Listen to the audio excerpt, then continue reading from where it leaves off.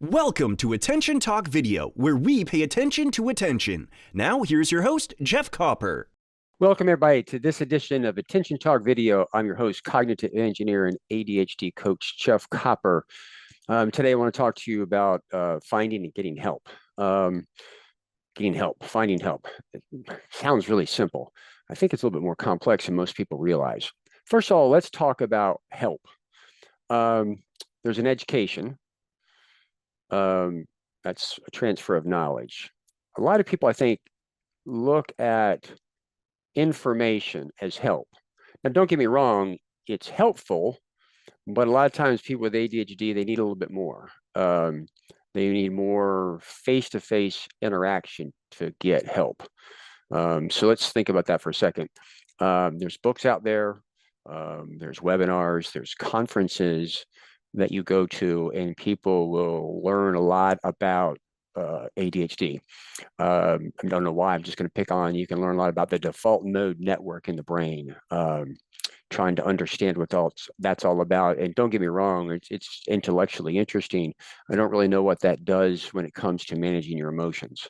As a coach, what I do is I help people begin to understand that an emotion is really just a reflex. By the way, have you ever tripped? Notice how your arms reach out to brace your fall? That's a reflex. You ever thought about what it's like to inhibit that? No, now that's tangible. By the way, it's not an easy answer, right? Like, oh, we just smacked you in the face. That's kind of what some of that stuff is.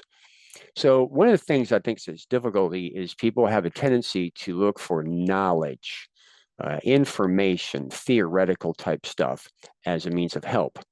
And one of the things that they resist is going to look for face-to-face, one-on-one, more practical help. And so a lot of times, particularly high school students and many colleges students, is they don't want help or they don't want to need help. They're having a reflexive reaction to that. And really what I'm here to say is that when you think about it, why do people seek help? Well, they seek help because A, they got a problem that they're not able to resolve. B, they're looking for perspectives. They're searching to really try to understand something or see it from a different light. And three, often they just want validation, like, I think it's this, but is it really this? And that's best done kind of one-on-one. There's also another reason they do it is for efficiency. And let me pause here for a second. What I'm going to tell you is that ADHD is an executive function impairment, and I can tell you probably about 80% of your procrastination list is rooted in some level of ambiguity. And if you ever notice when you go ask for help to remove the ambiguity, as long as you've got somebody who's not trying to control you, give you advice, make you do it a certain way, usually that works in some kind of level. And so, again, I find a lot of people with ADHD learning a lot about it, but they need actually the execution side where they go to somebody. And the second thing is efficiency. So for 5 years, I've started a band. I used to play the guitar for a long time, wasn't that great at it, but I'm proficient now. And I was trying to learn more than just chords and picking. And so I was going out on the internet trying to learn or get help with picking, and everything I looked up with regard to picking came back with finger picking or Travis picking. Now, I play with a pick, not my fingers. And by the way, you don't have to follow the details a lot about that, but it took me about 3 years, and accidentally I stumbled on to something that talked about bluegrass music. And then the notion of flat picking came up. And then when I started searching for that, oh my God, I found all kinds of stuff I was looking for. So what's the moral of this story? Well, I wasted 2 or 3 years like reviewing and looking for something because I was paying attention to the wrong thing. Had I talked to somebody, described what I was looking for, they probably would have said, oh, here it is right here. And so the idea here really is, and it's subtle, but people are having a tendency these days to look for information to help them, not help with the execution. So we know people with ADHD know what to do. They have a hard time executing what they know to do. Oh, I know that there's this emotion part of ADHD, but how do I actually do something about it? And I think a lot of times people are kind of looking in the wrong places, or they're reluctant to go out and reach for help because they don't want to need help. So what is this really kind of all about? Because most people are like, I want something tangible that I can implement tomorrow.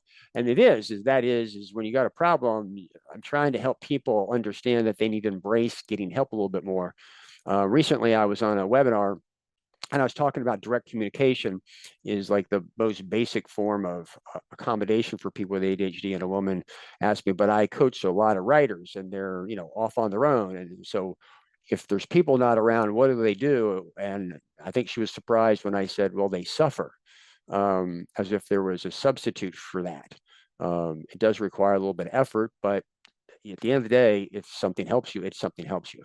So, okay, let's bring this all back together because I don't want to be all over the place. The point really is I'm encouraging people to get help, face-to-face, direct communication help with what they're doing, and pay it from a self-awareness perspective. You're spending a lot of time looking for help, but I think you're going to find is that you're spending a lot of time looking for help, not finding it. Whereas if you actually get in contact with somebody to get that information that you need, or get somebody to physically help you with it, you'll be surprised at how much that works. So anyway, hope this gives you pause to think. If you're new to our channel, please hit the subscribe button. If you're an existing subscriber, please, we'd love to know what you think about this.